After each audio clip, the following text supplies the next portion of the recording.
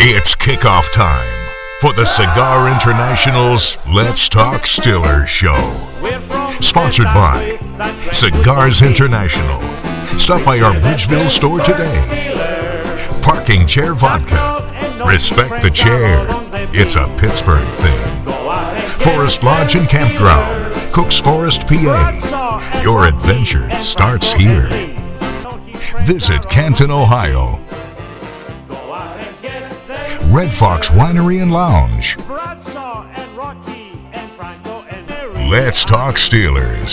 Hello up, Steelers Nation. It's Tank and Mike from the Cigars International here in Bridgeville, Pennsylvania. The quarterback's sick, so the lineman's got a block for him this week. So if he sounds a little raspy, that's because he's been calling plays for North Catholic Trojans. Great season, Joey Felitsky. Mike, first, well, we got to tell the fans, look, we film on Tuesdays, show airs Sunday mornings. We had no idea who's stepping under that center today in Chicago to play quarterback. Mike, they Novocaine you if you're hurting, right, for Rodgers? Yeah, you got time.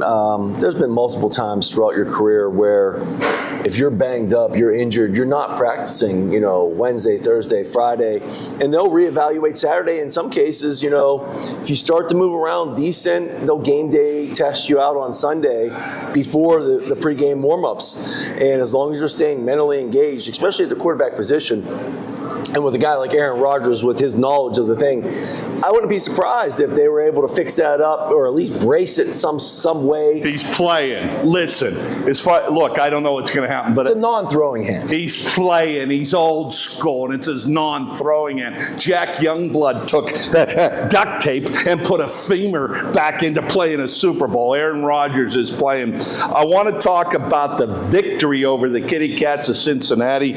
Mike, a lot of what I call no-name guys stepped up to win a game. You got to have the guys step up, the guys you forget about all the time, like your offensive line. I ain't talking about Broderick Jones, but I want to talk about Zach Frazier. I want to talk about McCormick. I want to talk about big Chris Fontenot over there on the right side of that line, Mike. These guys are some of the best center, right guard, right tackles in the game right now. I love what they're doing. Unbelievable, the speed of both Chris and Zach at their position. I've seen Zach move to the second level immediately and get on linebackers. Chris is playing great on that right side. McCormick is a pleasant surprise. I love the right side of the line. They're opening up the A gap, the B gap. You're seeing those running backs blow through some great holes. Well, you look at the ebb and flow of the game, and it was just a little bit more style of Pittsburgh Steelers football. The last game got into that little bit of a shootout, ball being thrown all over the field, and that's not really who the Steelers want to be. They want to be that physical brand, get the run game going, pound the rock, and look at Kenneth Gainwell stepped up and had a big game as well. Yeah, absolutely. More no-names, even though he's not a no-name, and he's becoming, a fan favorite because we love outside line jackers here in Pittsburgh. Going back to Greg Lloyd, one of my favorites, Kevin Green, God bless his soul. Nick Herbig is filling in that traditional outside linebacker position that we love in Pittsburgh, going back to Dick LeBeau's Blitzburgh defenses. 6.5 sacks on the year. Interception. He is a tour de force when he's on the field. And when you look at Highsmith with the continued injuries, it's good to have a Nick Herbig there that could get pressure on a quarterback. And again, he fits right into the Steelers defense, what they want to do. You look historically at the Steelers, always have those outside linebackers, like you said, Greg Lloyd, Kevin Green, all the way back, Joey Porter, Jason Gilden. He broke my foot, for God's sakes. But anyway, shame on you, Jason, for breaking Mike's foot. Bud Dupree, he's off now. And it's just constantly reloading at that position. And it's huge. It's a great job of the management and the scouting department to consistently bring in those guys that fit the style of the Pittsburgh Steelers football. Yeah, and I love the outside linebacker position. It's almost like that organization going back for years. I enjoyed the 90s run when Kevin Green was there and Greg Lloyd. It's almost like the organization says, let's let's find 2 outside rushers. So kudos to Nick Herbig. Mike, you've heard me talking for the last 2 seasons.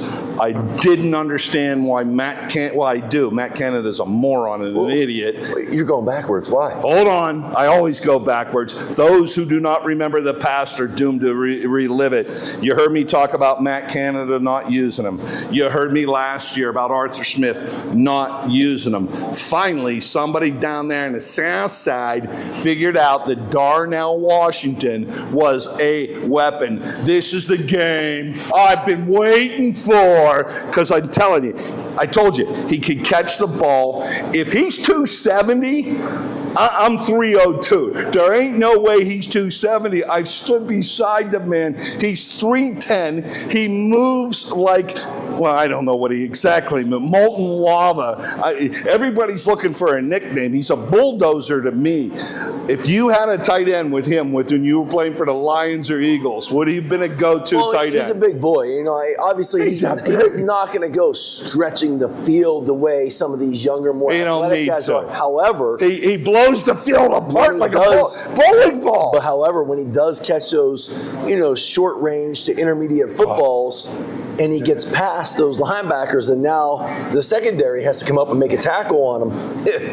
They don't want to. They're shying away, and they're that big, and they're playing a guy that's he's a moving mountain. He's a bulldozer of a man. He's the Shaq of the NFL. That's what he is. Oh, I like that. I like that analogy. But amazing, it took 2 seasons for the people down on the south side to figure out. But again, a lot of times it takes some time for some player to mature a little bit, understand the ins and outs of the offense. He had hands coming out of Georgia. You can go to the Georgia tape. He'll catch anything. Look, he was a known commodity. You've heard me complain about it. It just takes a little time for some guys to develop. I always go look at my Detroit Lions. It looks at Jahmyr Gibbs that first year. It took some time for him to understand on how to read the O-line and allow the run plays to develop. It's the same thing with receivers. I mean, it takes some time to understand the intricacies of the routes, getting on the same page as a quarterback, understanding coverage, understand where you need to hook it up, understanding different type of releases, and how much time you have to get into that. And if you're just going out there thinking you're a stud athlete and you're going to go do that, you're going to end up like George Pickens down in Dallas, who actually had a great game the other night as well. However, you still have to. They got him on medication or something. They have to. Hey, a smart move then. Hey, look, you know who really needed to step up? Now, he's not exactly a no-name. He's been around a couple seasons. James Pierre came into his own against the Cincinnati Kitty Cats. Mike, I love the way he played.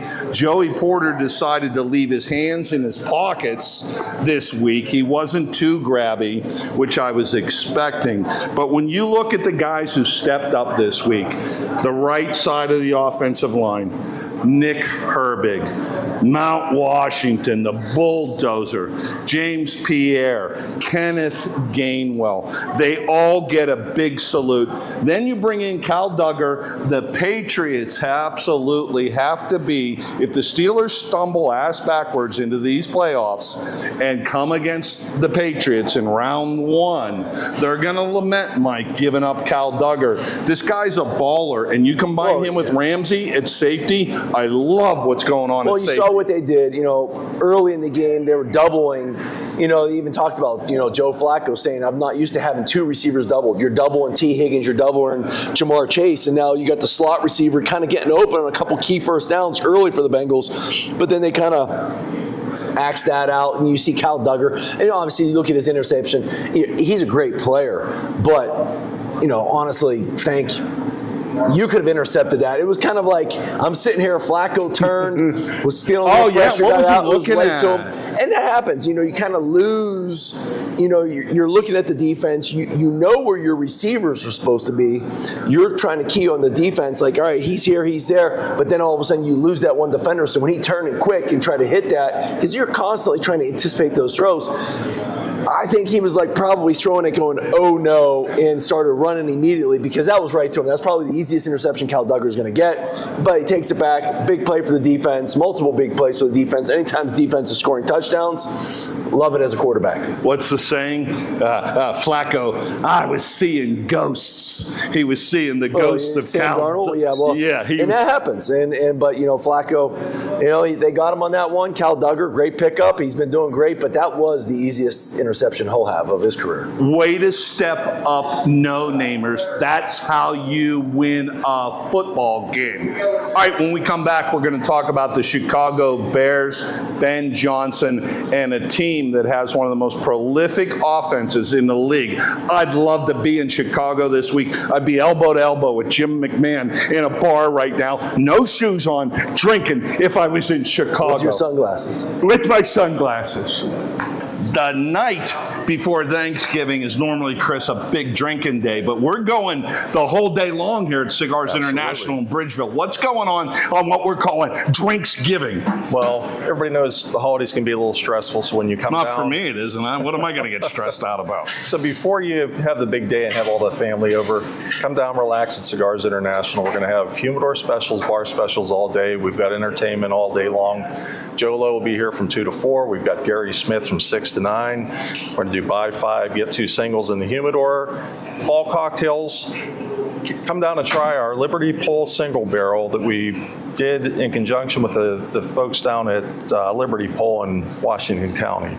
All right, there it is. The day before, not the night before, the whole day before Thanksgiving, and you got to go listen to Uncle Larry. If I got to listen to about his bunions anymore, Chris, I won't be able to take it. So come the day before. You got to deal with your family, and come to Cigars International. Hang out with your cigar family. Absolutely. I bet you have more fun at Cigars International on Drinksgiving the day before Thanksgiving than listen to Aunt Elma. So come on down to Cigars International here in Bridgeville, Pennsylvania, the day before Thanksgiving, starting at 2 o'clock. Hang out with your Cigars International family. Have some fun. You don't got to listen to Aunt Edna complain about her bunions, her back pain, her hair. She wears a wig even. Nobody even knows that. Just cut, right, Chris? Absolutely. Shut up, I'm talking here. Come to Cigars International for Drinksgiving, and I'm going to go spy.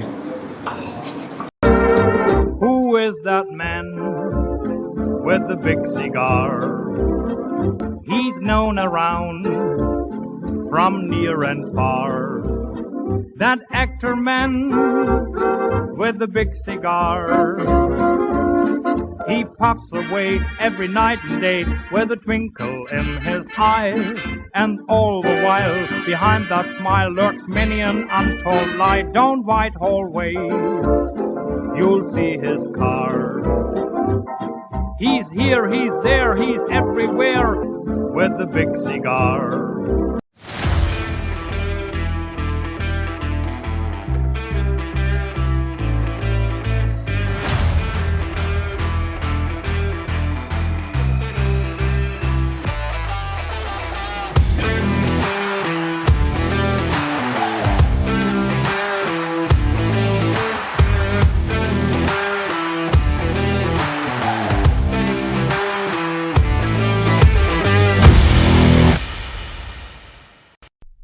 Parking chair vodka. Respect the chair. It's a Pittsburgh thing.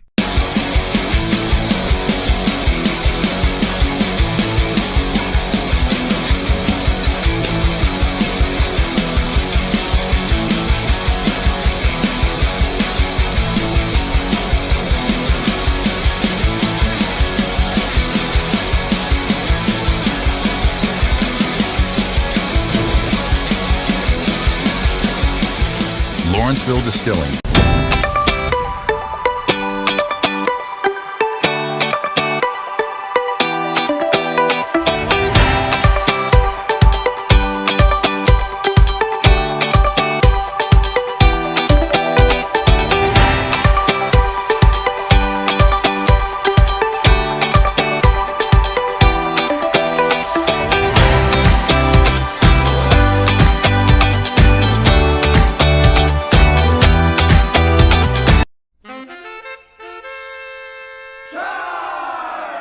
Let's talk Steelers.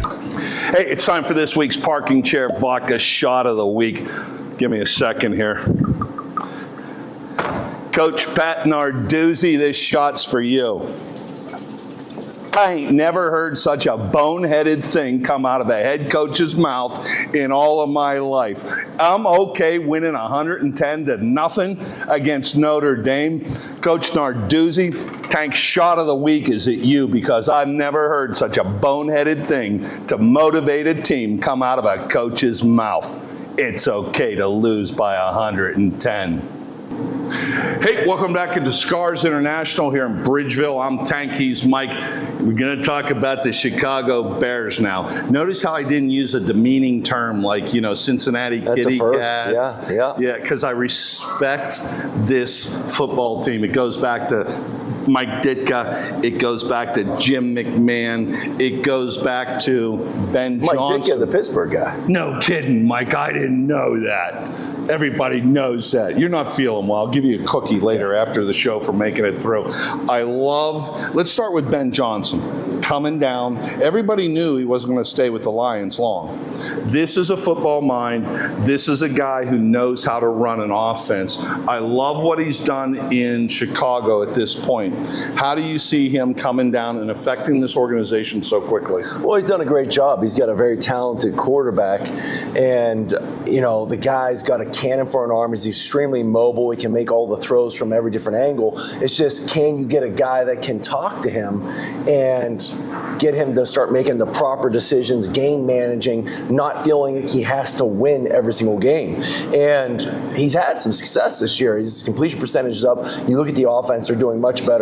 But the key is to me, with the Chicago Bears, is finding a way to win at the end of the game. Now, again, they're 7-3. Okay, they're sitting a wild card right now in the NFC North. But of those 7 wins, 5 of those wins have come on the last drive of the game.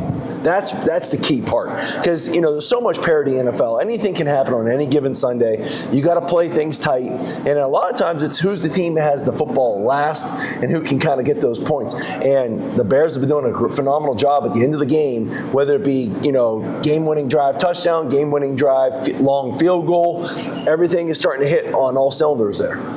Yeah, I absolutely love. And again, you can't underestimate the impact of a quality coach. You hear me talk all the time about the Steelers' problems with offensive coordinator going back to Randy Fichtner and what I see through with Arthur Smith. You can't undercut the ability of a good coach to come in, bring his knowledge, bring his talent to an organization. Because 2 years ago, the Bears were an organization that was a mess, Mike.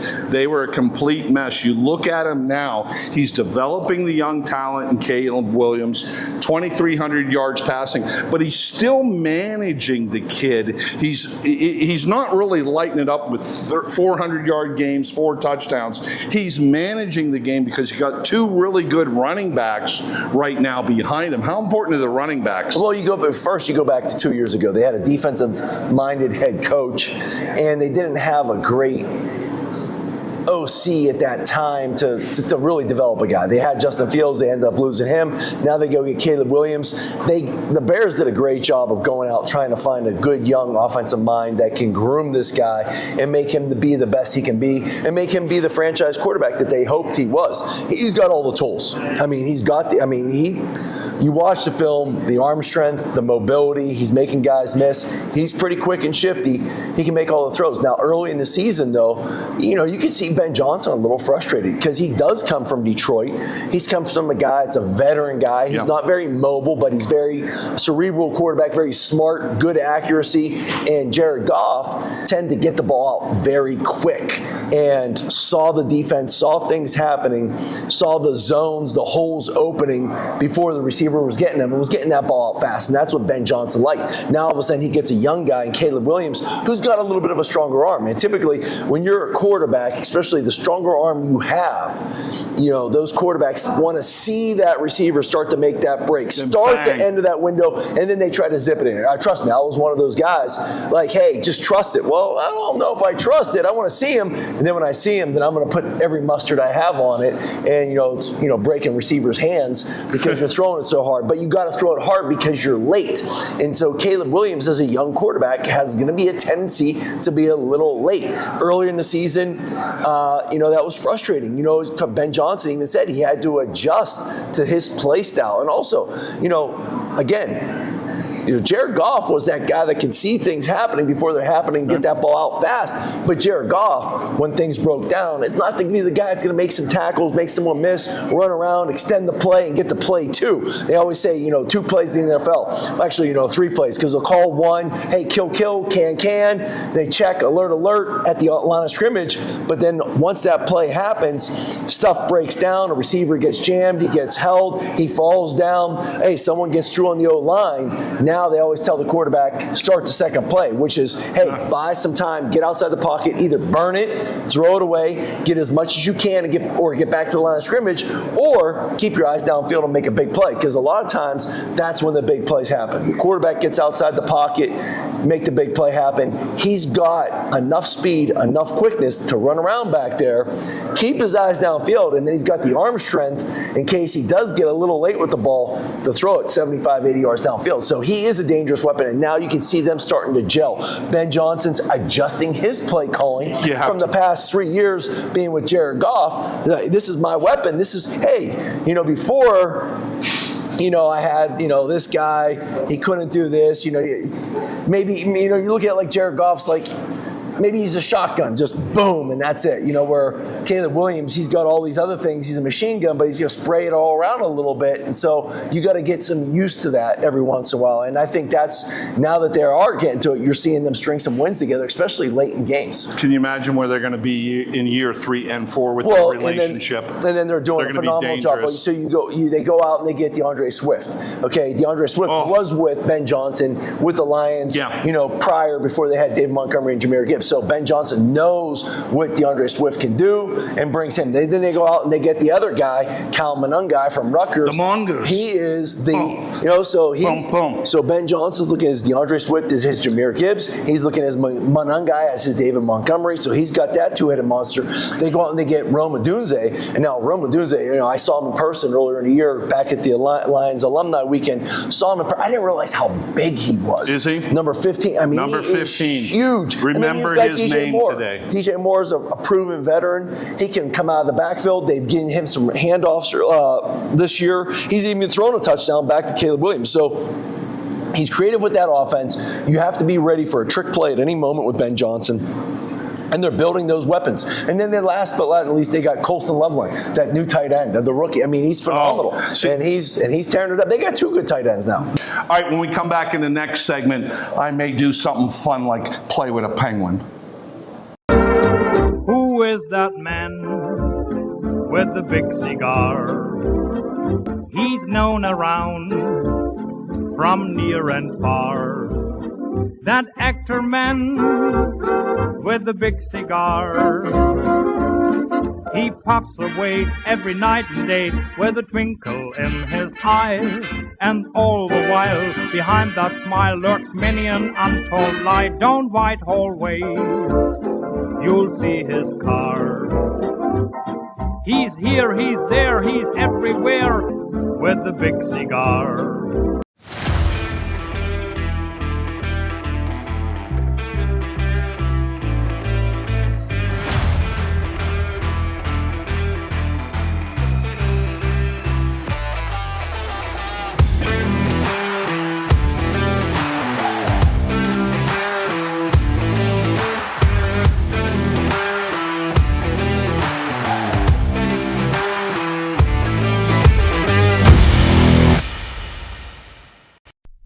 Parking chair vodka.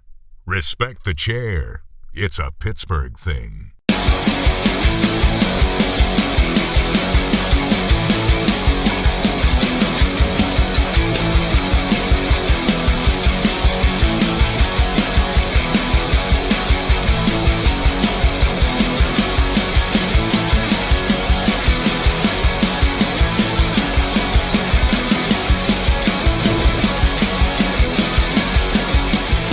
Lawrenceville Distilling.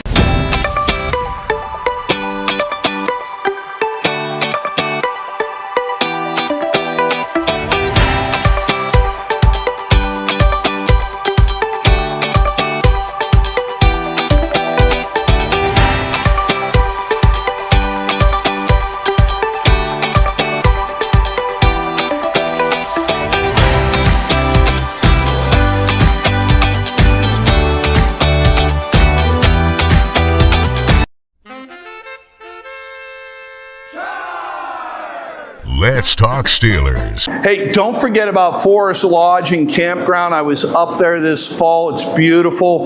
Go north of Pittsburgh, Cook's Forest. You're going to love it up there. You can drink beer and talk Steelers all day long around the beautiful fire pits at Forest Lodge and Campground. Hey, welcome back to Let's Talk Steelers from Cigars International here in Bridgeville. Don't forget the day before. You love going out the day before Thanksgiving, right? They call it Drinksgiving anymore. There's a big party here on Wednesday, November 26th here at Cigars International. It's all day long. So if you love cigars, if you love laughing, because the next day you got to go listen to Aunt Matilda complain about her bunions and say that the soup is good when the soup is bad. Come to Cigars International for your peace of mind, which should carry into Thanksgiving Day.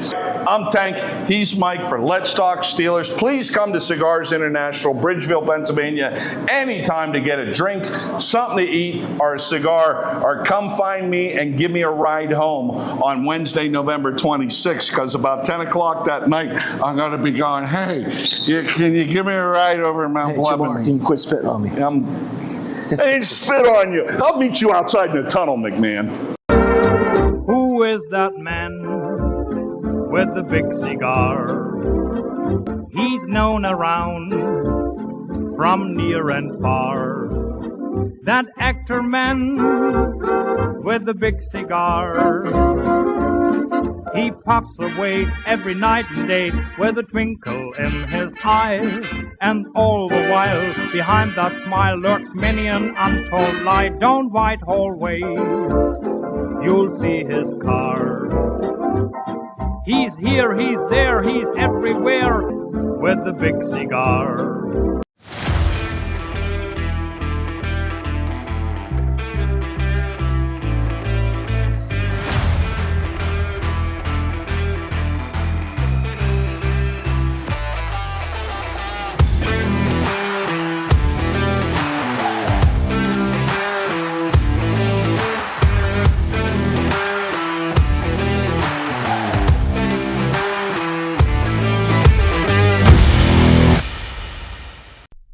Parking Chair Vodka.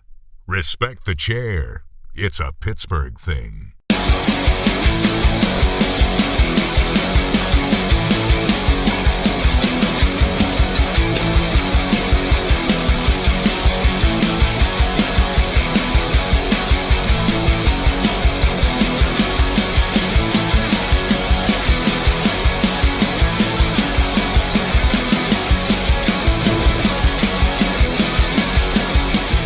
Lawrenceville Distilling.